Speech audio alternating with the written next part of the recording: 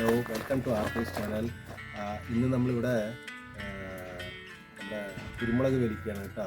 വെച്ചിട്ട് ഇത് രണ്ട് വർഷം 2 വർഷം കഴിഞ്ഞു. ജസ്റ്റ് 2 വർഷം കഴിഞ്ഞിട്ടേ ഉള്ളൂ. അതപ്പോൾ നന്നായിട്ട് പലതിലും പല വെറൈറ്റി ഞങ്ങൾ ഇവിടെ വെച്ചിട്ടുണ്ട്. ഒരു 4 വെറൈറ്റി കരിമുണ്ട വെച്ചിട്ടുണ്ട്, പന്നീര്, പിന്നെ സരസ്, കൈരളി, അങ്ങനെ 4 വെറൈറ്റി വെച്ചിട്ടുണ്ട്. വള്ളിക്കുരുമുളകിൽ ഒക്കെ ഈ പോസ്റ്റ് കാലിലാണ് വെച്ചിട്ടുള്ളത്. അതിന് മേലെ പിന്നെ PVC പൈപ്പും കുറച്ചും കൂടി ഹൈറ്റ് കൂട്ടിയിട്ടുണ്ട്. പിന്നെ അതപ്പോൾ അത് നന്നായി മീൻസ് വലുതായിട്ട് കായ്ച്ചിട്ടില്ലെങ്കിലും ഈ പ്രാവശ്യം കുഴപ്പമില്ലാതെ കായ്ച്ചിട്ടുണ്ട്. ആദ്യത്തെ പ്രാവശ്യമല്ല, അപ്പോൾ അടുത്ത പ്രാവശ്യം കുറച്ചും കൂടി അടുത്ത പ്രാവശ്യം നമുക്ക് നന്നായി കായ്ക്കുന്നു വിചാരിക്കുന്നു. ഇതിൽ മുഴുവൻ നമ്മൾ ചെയ്യുന്ന വളം കൊടുക്കുന്ന മുഴുവൻ ജൈവ രീതിയിലാണ്.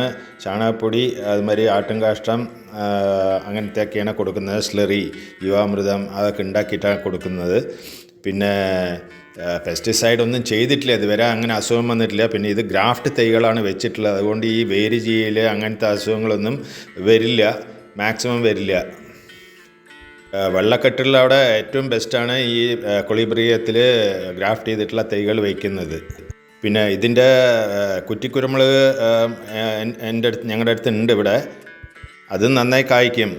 വീടുകളിലേക്കൊക്കെ ഒരു 2-3 ഉണ്ടെങ്കിൽ എല്ലാ ആവശ്യങ്ങളും നടക്കും. വീട്ടിലെ ആവശ്യങ്ങൾ കുരുമുളക് തൈയോ അല്ലെങ്കിൽ മറ്റേ വള്ളി കുരുമുളക് തൈയോ ആവശ്യക്കാരുണ്ടെങ്കിൽ വാട്സപ്പ് നമ്പർ കൊടുക്കാം, ഡിസ്ക്രിപ്ഷനിൽ കോൺടാക്റ്റ് ചെയ്യും. പിന്നെ ഇതിൽ ഈ കുരുമുളക് പ്രോസസ്സ് ചെയ്യുന്നതെന്ന് പറഞ്ഞിട്ടുണ്ട് ലാസ്റ്റിൽ. അതെങ്ങനെയാണെന്ന് വെച്ചിട്ടുണ്ടെങ്കിൽ ചുടുവെള്ളത്തിലിടുന്നത് അത് കളർ കിട്ടാൻ വേണ്ടിയിട്ടാണ് കേട്ടോ.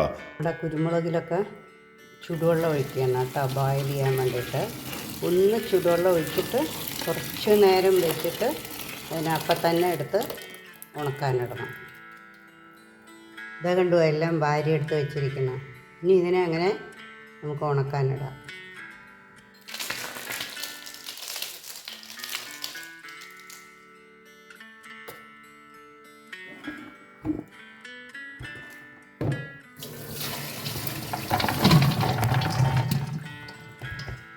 എല്ലാ വെള്ളമൊക്കെ വാർന്നു കഴിഞ്ഞു. ഇനി ഇതിനെ ഉണക്കാനിടാം.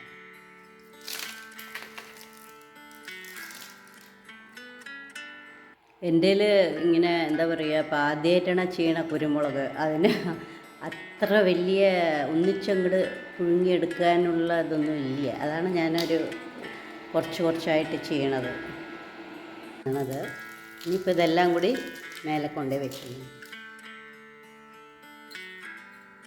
ഇത് ഏകദേശം പകുതി ഉണങ്ങിയിട്ടേ ഉള്ളൂ കേട്ടോ. ഇതെല്ലാം നന്നായി ഉണങ്ങി നല്ല കറുപ്പ് കളർ കിട്ടിയിട്ടുണ്ട് കേട്ടോ. ഞാനിതൊക്കെ ഒരു ജാറിലാക്കി വെച്ചിട്ടുണ്ട്.